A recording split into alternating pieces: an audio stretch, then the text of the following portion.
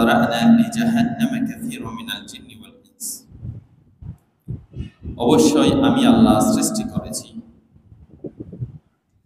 লিজাহান্নামা, জাহান্নাম ভরপুর করার জন্য, কাসীরাম মিনাল জিন্নি ওয়াল ইনস, অসংখ্য জিন জাতি এবং মানুষ জাতি দিয়ে আমি জাহান্নাম পূর্ণ করব এবং জাহান্নামে দেবার জন্য আমি সৃষ্টি করেছি। তারা কারা? জিন জাতিদের মধ্যে তারা কারা? মানুষ জাতিদের মধ্যে তারা কারা? লাহুম কুলুবুন লা ইয়াফকাহুনা বিহা, তাদের কলব থাকবে কিন্তু কলবে কিছু প্রবেশ করবে না, কিছু ঢুকবে না। ওয়ালাহুম আ'য়ুনুন লা ইউবসিরুনা বিহা, তাদের চোখ থাকবে কিন্তু কিছু দেখবে না। ওয়ালাহুম আযানুন লা ইয়াসমাউনা বিহা, তাদের কান থাকবে তবে কিছু শুনবে না।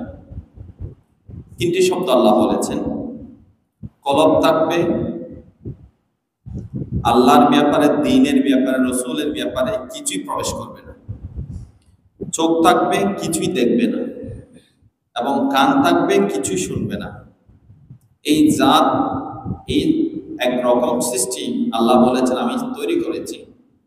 উলাইকা কাল আনআম, তারা চতুষ্পদ জন্তুর মতো, বাল হুম আদল, বা চতুষ্পদ জন্তুর চেয়ে আরো বেশি নিকৃষ্ট। উলাইকা হুমুল গাফিলুন, তারা গাফেল জাতি, তারা গাফেল সম্প্রদায়, অর্থাৎ তারা বেমালুম ভুলে রয়েছে। এটি হলো আল্লাহর মেসেজ, আল্লাহ কোরআন বলেছেন। আমি মসজিদে প্রবেশ করার আগে কিছুক্ষণ সূরা ইউনূস দেখছিলাম বসে বসে। তো ওখানে আল্লাহ রাব্বুল আলামিন একটি আয়াত আল্লাহ বলছেন, মানুষের মাঝে এমন অনেক মানুষ আছে যারা দুনিয়া পেয়ে সন্তুষ্ট। লা ইয়ারজুনা লিকাআনা, তারা চায় না আমি আল্লাহর সাক্ষাৎ। আপনার ঘর আছে, বাড়ি আছে, টাকা পয়সা ইনকাম আছে, ঐশ্বর্য আছে, আপনি বলছেন যে আমার তো সব আছে, আমার টেনশন কিসের? আল্লাহ সেই মানুষগুলোকে এই আয়াতে বলেছেন লা ইয়ারজুনা লিকাআনা, এমন এক সম্প্রদায় আছে যারা দুনিয়া পেয়ে সন্তুষ্ট, মানে রাজি হয়ে গেছে, ওয়াতমাআন্নু বিহা, এবং তারা এটাতে খুবই সন্তুষ্ট, প্লিজড। তারা নামাজও পড়ে, আবার বলছে আমার আর কিছু লাগবে না। আল্লাহ রাব্বুল আলামিন কোরআন শরীফে সেটা বলেছেন যে বান্দার সবকিছু দিক দিয়ে পরিপূর্ণ বান্দা, সে যদি আল্লাহ তাআলা সে সময় বের না করে বা আল্লাহকে পাওয়ার জন্য, আল্লাহর দিদার পাওয়ার জন্য, যদিও দুনিয়ায় আল্লাহকে দেখা সম্ভব না, এটা আমার নবী দেখেছেন। মুসা আলাইহিস সালাম দেখার চেষ্টা করেছেন, আল্লাহ তাজাল্লি দিয়েছেন। হযরতে ইমাম আযম আবু হানিফা রাহমাতুল্লাহি আলাইহি বলেছেন আমি আল্লাহকে দেখেছি, তবে স্বপ্নে। আল্লাহ বলেছেন আল্লাহকে পৃথিবীতে দেখা মুমকিন শুধু আল্লাহর নবীর জন্য, আর বাকি সবাই যদি আল্লাহকে দেখেন হয়তো ঘুমে দেখবেন, কাইফিয়ত বর্ণনা করতে পারবে না। বা আল্লাহ রাব্বুল আলামিনকে কোশিশ করবে দেখার জন্য, আল্লাহ রাব্বুল আলামিন দেখা দেবেন মিন ওয়ারাইল হিজাব, হিজাবের ভিতরে থেকে, হিজাবের বাইরে থেকে, পর্দার আড়ালে থেকে। তো দুনিয়ায় দেখুক আর না দেখুক বান্দা আল্লাহকে, কিন্তু আখিরাতে বান্দা আল্লাহকে দেখবে, এটা আল্লাহ কোরআন শরীফে বলেছেন। আখিরাতে আল্লাহকে বান্দারা দেখবে, আল্লাহর সৃষ্টিরা দেখবে, আপন কাইফিয়তে দেখবে। তো রব্বুল আলামিন আহকামুল হাকিমিন কোরআন শরীফে বলছেন যে আপনি আপনার সবকিছুতে পরিপূর্ণ আছেন, কিন্তু আল্লাহকে পাওয়ার জন্য এই ব্যথা যদি আপনার না থাকে, মনে রাখবেন আল্লাহ আয়াতের শেষে বলেছেন মাওয়াহুমুন নার, অর্থাৎ ওই মানুষগুলোর জন্য আমি কিন্তু জাহান্নামে বরাদ্দ রেখেছি। মানে সব আছে, মালিককে পাওয়ার কোনো চিন্তা নাই। তাহলে ওই এন্ডিংটা হবে, রেজাল্টটা হবে, স্থান হবে, শেষ স্থান হবে যা আগুন। এই জন্য সুফিয়া ইকরাম বা আহলুল্লাহরা সব কিছুর মাঝে আল্লাহকে পাওয়ার চেষ্টা করে। নামাজ আল্লাহকে পেতে হবে, রোজা আল্লাহকে পেতে হবে, হজ আল্লাহকে পেতে হবে, দান খয়রাত আল্লাহকে পেতে হবে। মানে আমাকে, আমার কাজ যেটি করছি আল্লাহর জন্য, আমার মালিক যেন আমার সন্তুষ্ট। এটা যারা চাইবেন তাদেরকে আল্লাহ রাব্বুল আলামিন জান্নাত দিবেন। জান্নাতুন নাঈম দিবেন, জান্নাতুল আদান দিবেন, ডাবল জান্নাত দিবেন, এরকম বহু পুরস্কারের কথা আল্লাহ কোরআন শরীফে বলেছেন। তাহলে দেখুন বা বুঝুন, আমরা নামাজ সহ যে সমস্ত ইবাদত বন্দেগীগুলো করি, দৈনিক ডিউটি পালন করে, সাথে আমাদের এটা রাখতে হবে যে মালিককে যেন দেখি বা পাই, মালিক বা আল্লাহর সন্তুষ্ট যেন আমি নিতে পারি, এটা কিন্তু লাগবে।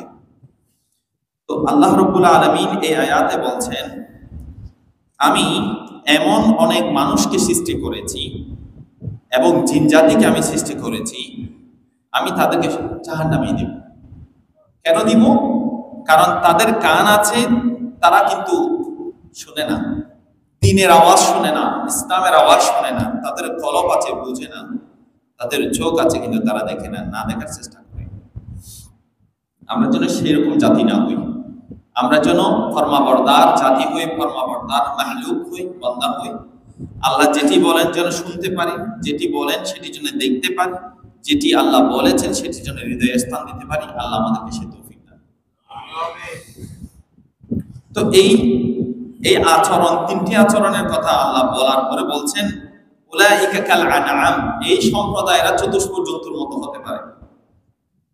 চতুষ্প জন্তু, বালহুম আদাল, বা এর চেয়ে আরো খারাপ, চতুষ্প জন্তুর চেয়ে আর বেশি খারাপ। দেখেন এখানে আমি বহু তাফসীরের রেফারেন্স দিব। মানুষ উঠতে উঠতে জাহেরি ভাবে অনেক উপরে উঠতে পারে। এখন উঠতে উঠতে নাসা পর্যন্ত গিয়েছে, মহাকাশ পর্যন্ত মানুষ গিয়েছে, এটা জাহেরি তর্জমা। মানুষ উঠতে উঠতে মহাকাশ পর্যন্ত গিয়েছে, আর মানুষ নিচে যেতে যেতে তাহাতুস সারায় যেতে না পারলে একেবারে সমুদ্রের অতল গহ্বর পর্যন্ত মানুষ গিয়েছে। এটি বিজ্ঞানের সুবাদে আমরা সকলেই জানছি। মানুষ উপরে উঠতে উঠতে নাসার মাধ্যমে মহাকাশ পর্যন্ত গিয়েছে। মানুষ নিচে নামতে নামতে বা নিচের গবেষণা করতে করতে সমুদ্রের তলে পর্যন্ত মানুষের বিচরণ হয়েছে। এটা মানুষ দ্বারা সম্ভব হয়েছে। আবার আধ্যাত্মিক ভাবে, আচরণগত ভাবে এটিতেও দুটি আছে, যে মানুষ তাকওয়া ফরহেজগারিতে এত উঁচু পর্যায়ে যেতে যেতে যেতে লামাকান পর্যন্ত পৌঁছেছে মানুষ। আবার মানুষ নিকৃষ্ট হতে হতে একেবারে তাহতুস সারা পর্যন্ত নিকৃষ্ট হয়েছে, একেবারে নোংরা হয়ে গেছে। এরকম উদাহরণ আছে। দুটি উদাহরণ আধ্যাত্মিক অর্থ, দুটি উদাহরণেই মানবীয় অর্থ, সেগুলোর প্রমাণ পৃথিবীতে আছে। আল্লাহ পাক উপরে তুলেছেন, যাদেরকে তুলেছেন তাদের মধ্যে গৌসুল আজম আব্দুল কাদের জিলানীও অন্যতম। উঠতে উঠতে উপরে উঠেছেন, তুলেছেন আল্লাহ। তাদেরকে কুতুবুল আকতাব করেছেন, গৌসুল আজম করেছেন, কুতুবুল জামান করেছেন। তারপরে এরকম যে সমস্ত আওতাদ আখিয়ার, এরকম মুফিদুল আউলিয়া একটা পরিবেশ আছে। মানে মুফিদুল আউলিয়া কাকে বলে, এটা সিরাতুল ফখরুল আরফিনে আপনারা পাবেন। আমার পা থেকে মাথা পর্যন্ত এটা একটা বডি, আপনাদেরও আছে বডি, কিন্তু এটা উপকারী, আমি বলতে পারবো না এটা উপকারী। আল্লাহর পেয়ারা বান্দাদের মাঝে এমন অনেক বান্দাকে আল্লাহ তৈরি করেছেন, যাদেরকে পায়ের নখ থেকে মাথা পর্যন্ত, মাথার চুল পর্যন্ত মুফিদ করে দিয়েছেন, অর্থাৎ মানুষের জন্য উপকারী করে দিয়েছেন। এটাকে বলা হয় মুফিদুল আউলিয়া। তার মানে কি, এমন বহু বুজুর্গ আছে যাদের হাতে আল্লাহ ওই দয়াটা করেছেন। তারা কারো হাতে এভাবে, কারো প্যারালাইসিসে হাত বুলিয়ে দিলে ভালো হয়ে যায়, কারো দিকে নজর করলে তার ভিতরে ময়লা থাকলে এটা কুতুব আবদাল হয়ে যায়। এরকম বহু বান্দা আল্লাহ পৃথিবীতে রেখেছেন। আমি আর রিসালাতুল কুশাইরিয়ার বহু কথা আপনাদেরকে বলেছিলাম, মারুফে কারহি, সিরিয়ে সাকনি, জুনাইদ বাগদাদি, এরকম যাদের কথা আছে ওনারা প্রায় মুফিদুল আউলিয়া। অর্থাৎ তারা আল্লাহর কাছে চেয়েছেন, মালিক আমাকে ততদিন পৃথিবীতে রাখেন যতদিন আমার পুরো আপাদমস্তক দিয়ে মানুষের কল্যাণ হয়, আমি যেন মানুষের কল্যাণ করতে পারি, হাত দিয়ে, চোখ দিয়ে, মুখ দিয়ে, কান দিয়ে, শরীর দিয়ে। এটা জাহেরি এবং বাতিনি কল্যাণ করেন। তো কিছু মানুষকে আল্লাহ মুফিদুল আউলিয়া বানান অন্য মানুষের উপকারের জন্য। সুবহানাল্লাহ। তাহলে দেখুন, এটা যদি উদাহরণ দিলে বুঝবেন, কোন শরীরে প্যারালাইজড হলে ওখানে আর চিকিৎসা চলে না। পক্ষাঘাত হলে, প্যারালাইজ হাতে হয়েছে, পায়ে হয়েছে, ওখানে আর চিকিৎসা চলে না। ডাক্তারি বিদ্যা ওখানে শেষ। এটা আল্লাহ যদি দয়া করে উঠবে, না হলে যাবে। কিন্তু হযরতে শরফুদ্দীন বুসরি রহমতুল্লাহি আলাইহির শরীরে প্যারালাইজড হয়েছে, তখন তিনি আল্লাহর নবীর শানে দুরূদ লেখা শুরু করেছেন 162 লাইনের চেয়ে আরো বেশি। লিখতে লিখতে রাতের বেলা আমার নবী বসারায় তার কাছে চলে এসেছে, খুশি হয়ে তার শরীরের উপর হাত বুলিয়ে দিয়েছে। সকালবেলা সে ওই প্যারালাইজ বালা হয়ে মানুষের সামনে হাঁটা শুরু করেছে। তাহলে বোঝা যায় নবীর আপাদমস্তক মুফিদ, মানুষের জন্য কল্যাণ। এরকম বহু বুজুর্গদের কথা আছে যারা এরকম খুবই কঠিন রোগে আক্রান্ত মানুষকে দোয়া করেছেন, হাত বুলিয়ে দিয়েছেন বা ফু দিয়েছেন, ভালো হয়ে গেছে। এগুলো হলো মুফিদ। আমি বলছি আল্লাহ কোরআন শরীফে বলেছেন লাকাদ খালাকনাল ইনসানা ফি আহসানি তাকওয়িম, আমি মানুষকে আহসানি তাকওয়িম করেছি, সুন্দর অবয়ব দিয়েছি, সুন্দর চরিত্র দিয়েছি। মানুষকে আমি সম্মান দিয়ে দিয়ে বহু উপরে তুলেছি। জাহিরি ভাবে মানুষ উপরে যায়, শূন্য আকাশে মানুষ গেছে নাসার মাধ্যমে, বাতিনি ভাবে মানুষ আরশে আজিম পর্যন্ত বুঝতে পারে, এমন অনেক বান্দা পৃথিবীর মধ্যে আছে। এজন্য সাবউস সানাবিল শরীফের মধ্যে এসেছে এমন অনেক বান্দা আছে আবদানুহুম ফিদ দুনিয়া ওয়া কুলুবুহুম ইনদাল্লাহ, তাদের দেহ মাটিতে, কলব কিন্তু আল্লাহর আরশে। এমন অনেক বান্দা আছে। এটার এই প্রকার মানুষের নাম হলো মানুষ। আবার একই মানুষ নিচে নামতে নামতে নিকৃষ্ট মানুষে পরিণত হয়, এবং চতুষ্পদ জন্তুর যে স্বভাব, সবকটা স্বভাব মানুষের ভিতরে আসে। এরকম আমাদের সমাজে আছে, আমাদের মতো মানুষরাই আছে, আছে না? পত্র পত্রিকা বলেন, টিভি চ্যানেল খোলেন, বা যেটি আপনি সামাজিক যোগাযোগ মাধ্যম খোলেন, বিসিএস ক্যাডার হয়েছে, এবং প্রথম বিসিএস ক্যাডারে আমরা মনে করি যে সবচেয়ে জ্ঞানী ছেলেরা ওখানে টিকে এবং তারাই দেশের নেতৃত্ব দেয়। ভালো মানুষগুলা ডিসি যারা হয়, এসপি যারা হয় বা উপরের র্যাঙ্কে যারা, বাংলাদেশ যারা পরিচালনা করে, তাদেরকে আমরা ক্যাডার বলি। তারাই তো ভালো ছেলে, ঢাকা ইউনিভার্সিটি থেকে বের হচ্ছে, অক্সফোর্ড থেকে বের হচ্ছে, তারাই তো ভালো ছেলে। প্রথম হচ্ছে সারা বাংলাদেশে মেধাবীদের মাঝে প্রথম হচ্ছে, দেখবেন দিন শেষে তার চরিত্র খারাপ। সে এক নষ্টামিতে ধরা পড়ে, টিভি চ্যানেলে তাদের কথা আসছে, তাদের ব্যাকগ্রাউন্ডে দেখা যাচ্ছে সে ছাত্র জীবন থেকে মেধাবী, কর্মজীবনে গিয়ে দেখা যায় বাম হাতের ইনকাম ছাড়া তার চলে না। কর্মজীবনে গিয়ে অবৈধ ইনকাম ছাড়া তার চলে না। আরেকজনের দেখা দেখি রেঞ্জ রোভার গাড়ি ছাড়া, প্যারাডো ছাড়া, ল্যান্ড ক্রুজার ছাড়া তার চলে না। এখানে ওখানে 10 তলা 20 তলা বিল্ডিং ছাড়া তার চলে না। শুধু বাংলাদেশে না, বিদেশেও তার এইটি ছাড়া চলে না, কারণ তার শিক্ষা তাকে সেটা দিয়েছে। তাহলে সে ভালো জ্ঞানী হয়েছে, ভালো ইংরেজি পারদর্শী হয়েছে, ভাষাবিদ হয়েছে, দুনিয়াবি জ্ঞান পেয়েছে, কিন্তু দিন পাই না, দিন ইসলাম পাই না। নবী যে কারণে পৃথিবীতে এসে মানুষকে হিদায়াতের বাণী পৌঁছেছে, নবীর শিক্ষা তার শরীরের আশেপাশে গেছে নাই। এই জ্ঞানের কোনো মূল্য আছে? আজকে মরবে, কালকে নষ্ট হয়ে যাবে, শাস্তিটা কবর থেকে শুরু হবে। এই নজির গুলো সাম্প্রতিক সময়ে আপনারা দেখছেন। এই বিসিএস ক্যাডার দিয়ে আপনি কি করবেন? এই সুন্দর রূপ দিয়ে আপনি কি করবেন? এই সুন্দর শরীর দিয়ে কি করবেন? হতে পারে 2 দিন 4 দিন আপনি সুখে থাকবেন পৃথিবীতে। আল্লাহ সেটা বলেছেন সূরা ইউনূসে, তুমি দুনিয়া পেয়ে সন্তুষ্ট হয়ে আমাকে বলে গেছো, আমি তোমাকে সুযোগ দিচ্ছি, বলে থাকো, বাট মনে রেখো এটা স্থায়ী না। আপনার ইনকাম করা, অবৈধ ইনকাম করা সম্পদ আপনার নিজের জন্য বোঝা হয়ে গেছে, না প্রকাশ করতে পারছে, না আমার বলতে পারছে। এই সম্পদ আমি অবৈধভাবে কামিয়েছি, আমার সম্পদ বলা যাচ্ছে না, কারণ দুদকে তো। যাই হোক, তাহলে দেখুন আমি যেটি উপলব্ধি করছি, আল্লাহ কোরআন শরীফে বলেছেন লাকাদ খালাকনাল ইনসানা ফি আহসানি তাকওয়িম। আল্লাহ মানুষকে সুন্দর অবয়ব দিয়েছেন, সেই সুন্দর মানুষগুলোকে আল্লাহ লামকান পর্যন্ত উপরে ওঠার সুযোগ দিয়েছেন। তাদের অন্যতম উদাহরণ গৌসে পাক আব্দুল কাদের জিলানী। আবার সুম্মা রাদাদনাহু আসফালা সাফিলিন, মানুষকে আল্লাহ নামাতে নামাতে এমন নিচে নামিয়েছেন, এমন নিকৃষ্ট করে ফেলেছেন তার কর্মগুণে, সে কি হয়ে গেছে আসফালা সাফিলিন। এটার তাফসীর ইমাম জালালউদ্দিন সুয়ুতী বলেছেন এটা তাহতুস সারা, মাটির সর্বনিম্ন স্থান যেখানে আগুন রাখা হয়েছে সেখানে নামিয়ে দিয়েছে তার চারিত্রিক বদগুণের কারণে। তাহলে দেখুন এগুলোই মানুষ। তা আল্লাহ রাব্বুল আলামিন আমাদেরকে দুটি বলেছেন, দুটি উদাহরণে আমাদের সামনে রেখেছেন। সিদ্ধান্ত নিতে হবে আমাকে, আমি কোনটাতে থাকব, আমি কোন জায়গাতে থাকব। পৃথিবীর কিছু পাই আর না পাই এগুলো অস্থায়ী, মনে রাখবেন। আমরা এসেছি, আমরা একটা ঘূর্ণায়মান পথে আবর্তনে আমরা আছি, এসেছি থাকবো না। সব সময় এটি চিন্তা করেন, জুমা থেকে জুমা একদিন মনে হচ্ছে, এখন গত জুমা থেকে এই জুমা একদিন মনে হচ্ছে, বছর থেকে বছর এক সপ্তাহ মনে হচ্ছে, এক মাস মনে হচ্ছে। সংকীর্ণ হয়ে গেছে পৃথিবীর আবর্তন।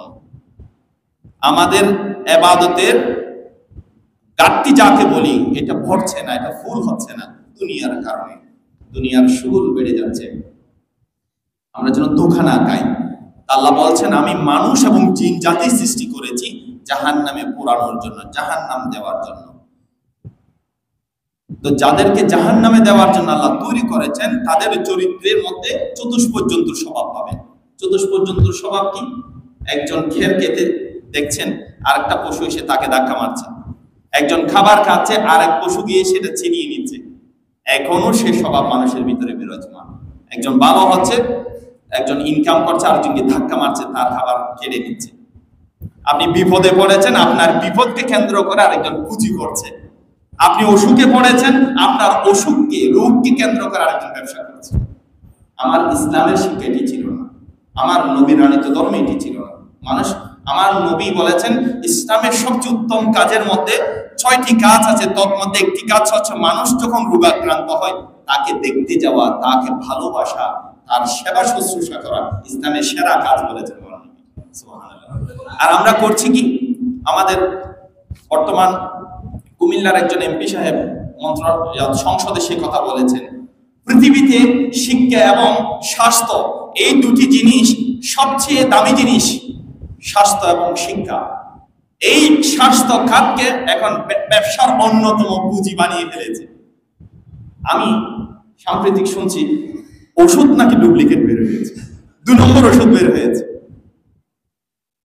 আমি যাবো কোথায়? ইনসুলিন 2 নম্বর বের হয়েছে। আজীব এক পরিস্থিতিতে এসেছে। মানুষ যেটি গ্রহণ করে জীবন বাঁচাবে, আমরা মানুষরাই সেই জায়গায় করে, সেই জায়গায় 2 নম্বর আমরা বানাচ্ছি আর্থিক উপার্জনের জন্য। আমি মনে করি একজন মানুষ আর একজনকে হত্যা করলে কাতেল হয়, হত্যাকারী হয়। গুলি করলে, শুট করলে হত্যাকারী হয়। আমার যেটা চিন্তা চেতনা, আমি মনে করি যারা ভেজাল দেয়, যারা সবকিছুতে ভেজাল দেয়, তারা হলো পুরো পৃথিবীতে আল্লাহর এই সৃষ্টি জগতে 1 নম্বর হত্যাকারী। তারা 1 নম্বর, তারা হত্যাকারী।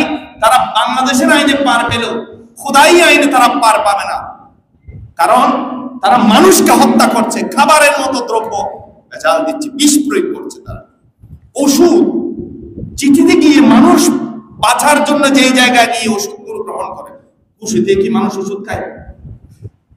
কোন মানুষ খুশিতে, আমার খুশি আসছে মনে গিয়ে আমি কিছু ওষুধ খেয়ে নিই, এরকম হয় কোনোদিন?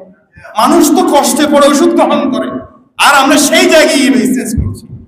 আল্লাহ তাদের কথা বলেছেন বাল হুম আদাল, তারা চতুষ্পর্যন্ত চেয়ে খারাপ মানুষ। আল্লাহ শুধু একটা শব্দ বলেছেন, শব্দ একটা, পানিশমেন্ট এরকম হবে, আল্লাহর শাস্তি এরকম হবে। যারা যে ব্যবসা করেন, অনেস্টলি করতে পারলে করেন, না পারলে আল্লাহ আল্লাহ করেন, আল্লাহ আপনার রিজিকের ব্যবস্থা করবেন। তিনি সেই আল্লাহ, যার আল্লাহ নামের তাসবিহ আমরা পড়ছি, যিনি দরজা বাঁধা অবস্থায় মরিয়ম আলাইহিস সালামকে জান্নাতি খাবার খাওয়াইয়েছেন। আপনি কি মনে করছেন যে আপনি ভেজাল মিশ্রিত ব্যবসা না করলে মরে যাবেন? কোনোদিন মরবেন না। সৎভাবে ব্যবসা করেন, সৎভাবে ব্যবসা করেন। আপনার ইনকাম কম হতে পারে, আল্লাহ আপনার রিজিকের দরওয়াজা খুলে দিবেন, কারণ তিনি সেই আল্লাহ যিনি উপর থেকেও রিজিক দিতে পারেন, নিচ থেকেও রিজিক পাঠাতে পারেন। আমরা সেই আল্লাহর বান্দা, আমরা ভুলে গেছি বিদায় আমরা কষ্ট করছি। তাহলে চতুষ্পর্যন্তর স্বভাব আসা যাবে না। গেলে পরে হবে কি? আল্লাহ বলছেন তাদের জন্য আমি আগুন প্রস্তুত রেখেছি। মনে রাখবেন, জাহান্নামের আগুন জ্বলবে জিন এবং মানুষ দিয়ে এবং পাথর দিয়ে। পাথরে যখন আগুন ধরে সহজে সেটি নিবে না। আর এমন এক জাহান্নাম লা ইয়ামুতু ফিহা ওয়ালা ইয়াহইয়া, সেখানে যে একবার ডুবে এখানে মনে করা যাবে না যেখানে মরে যাব, আগুনে পড়া মাত্র ছাই হয়ে যায়। কিন্তু জাহান্নামের আগুনে মরণ নাই, ঢুকা মাত্র ওখানে মরণ নাই। কিতাবের মধ্যে আমি পেয়েছি প্রায় 40 গজের মতো লম্বা হয়ে যাবে শরীরের চামড়াগুলো, দাঁতগুলো বড় হয়ে যাবে। কুল্লামা নাদিজাত বাদদালনাহু জুলুদান গায়রা, একবার যখন এই মাংস কষে যাবে আবার নতুন ওটুতে আপনা আপনি নতুন চামড়া যুক্ত হয়ে যাবে শরীরে। আমি মরে শেষ হয়েছে এরকম না, লা ইয়ামুতু ফিহা ওয়ালা ইয়াহইয়া, ওখানে জিন্দাও থাকা যাবে না, মরাও থাকা যাবে না, শাস্তিটা ভোগ করতে হবে, কর্মের শাস্তি। তা আমরা যেন চতুষ্পর্যন্ত না হই, আমরা যেন আল্লাহ যে জান্নাতের কথা বলেছেন সেটি আল্লাহ নিজে ভোগ করার জন্য না, আল্লাহ যে জান্নাতের কথা বর্ণনা করেছেন সেটা মানুষ ছাড়া অন্য কোনো জাতিকে দেওয়ার জন্য না, মানুষকে দেওয়ার জন্য বলেছেন। আল্লাহর কি নিজের জান্নাতের প্রয়োজন আছে? আল্লাহর তো সৃষ্টির কিছুই প্রয়োজন নেই। আল্লাহ জান্নাত তৈরি করেছে শুধু আমাদেরকে দেওয়ার জন্য, আমরা আমাদের কর্মগুণে জাহান্নামে যাব। আল্লাহ সেটা বলেছেন যাদের কর্ম সুন্দর হয়। আমি দুটি উদ্দেশ্যে মানুষ সৃষ্টি করেছি, একটি হতে পারে তার কর্মগুণে জাহান্নামে যাবে, আর একটি উদ্দেশ্য সেটি কি সে তার কর্মগুণে জান্নাতে যাবে। সেটা আল্লাহ বলেছেন ওয়ামা খালাকতুল জিন্না ওয়াল ইনসা ইল্লা লিয়াবুদুন, আমি মানুষকে সৃষ্টি করেছি একমাত্র উদ্দেশ্য হচ্ছে আমার ইবাদত করবে, আমাকে চিনবে তারা, আমার ইবাদত করলে আমাকে চিনলে আমি তাকে জান্নাত দান করব। ক্লিয়ার কথা আল্লাহ। তা আপনি গত জুমাতে আমি তাসবিহর কথা বলেছি আপনাদেরকে, আপনি সৎভাবে চলেন, হালাল উপায়ে আপনি উপার্জন করেন, আপনার দ্বারা মানুষকে আপনি কষ্ট দেওয়া বন্ধ করেন। আপনি আল্লাহ যেটা আইন করেছেন, আল্লাহর কিছু আদেশ আছে, আমার কাছে একটা বই আছে আল্লাহর আদেশ, মানে আল্লাহর আদেশ মানে কুরআন শরীফে আল্লাহ যতটা আদেশ দিয়েছেন সব আদেশগুলো একত্র আনা হয়েছে। আল্লাহর আদেশ, আল্লাহর যত আদেশ আছে আপনি মেনে চলেন, আল্লাহর যত নিষেধ আছে আপনি ওগুলোতে জান যেতে পারেন, নিষেধে হাত বাড়াবেন না, দেখবেন আপনার সংক্ষিপ্ত জীবনটা আল্লাহ জান্নাতি জীবনে পরিণত করবে। এবং চতুষ্পদ জন্তুর যে সমস্ত হাইসিয়ত আছে আপনি খেয়াল করে দেখেন, কুকুর, দুটি কুকুর বা এক গ্রুপ কুকুর হেঁটে যাওয়ার সময় তাদের স্বভাবে কি আছে, এটা যেন ওই স্বভাবগুলো আপনার চরিত্রে না আসে। সেটা শারীরিক স্বভাব, এটা আচরণগত স্বভাব, বা সমস্ত পশুর ক্ষেত্রেও আপনি আচরণগুলো দেখেন। আল্লাহ পশুদের উদাহরণ দিয়েছেন। আমরা কি ভুলে গেছি? আজকে যে কবরস্থানে আমরা কবর দিচ্ছি, এই টিচিংটা আমরা নিচ্ছি কাক থেকে, মানে কাক গোরাব থেকে এই টিচিংটা আমরা নিয়েছি। আল্লাহ আমাদেরকে এই শিক্ষা দিয়ে দিয়েছেন কাক থেকে। আদম আলাইহিস ইসলামের সন্তান এক সন্তান অপর সন্তানকে যখন হত্যা করেছেন, 40 দিন যাবত কাবিল হযরতে হাবিলকে পিছনে নিয়ে ঘুরেছিলেন, কি করবে তিনি বুঝতেছিলেন না, কি করব এই ভাইটাকে নিয়ে। সে হত্যা করেছে শুধু নারীকে বিয়ে করার কেন্দ্র করে। শেষ পর্যন্ত আল্লাহ রাব্বুল আলামিন তাকে বুঝিয়ে দিলেন দুটি কাক নাজিল করে। আজ আল্লাহ রাব্বুল আলামিন দুটি গোরাব, কোরআন শরীফে আছে সূরা বাকারায়, আল্লাহ দুটি বা অন্যান্য সূরায় আছে, আল্লাহ রাব্বুল আলামিন দুটি কাক নাজিল করে। একটা কাক আর একটা কাককে তার সামনে হত্যা করলো। হত্যা করার পরে ওই কাককে কি করবে, নিজের পা দিয়ে আউড়িয়ে মাটিগুলো সরিয়ে আরেক ওই কাককে, মৃত কাককে মুখ দিয়ে টেনে এনে মাটির ভিতরে দাফন করলো, তারপরে মাটি চাপা দিল। এই পদ্ধতিটা আল্লাহ কাকের মাধ্যমে মানুষকে শিক্ষা দিয়েছে। সে থেকে অদ্যাবধি আমরা মানুষ মারা গেলে কি করি, দাফন করি। এই দাফন করার প্রক্রিয়াটা সে আদি যুগ থেকে আমাদেরকে আল্লাহ শিক্ষা দিয়েছেন। সুবহানাল্লাহ। তার মানে কি, আল্লাহ রাব্বুল আলামিন বুঝিয়েছেন প্রকৃতি থেকে আমাদের শিক্ষা নিতে হবে। যে সমস্ত প্রাণী জগৎ আছে তাদের আচরণ থেকে আমাদের শিক্ষা নিতে হবে, নিলে পরে আমাদের এই সংক্ষিপ্ত জীবনটা সুন্দর হবে।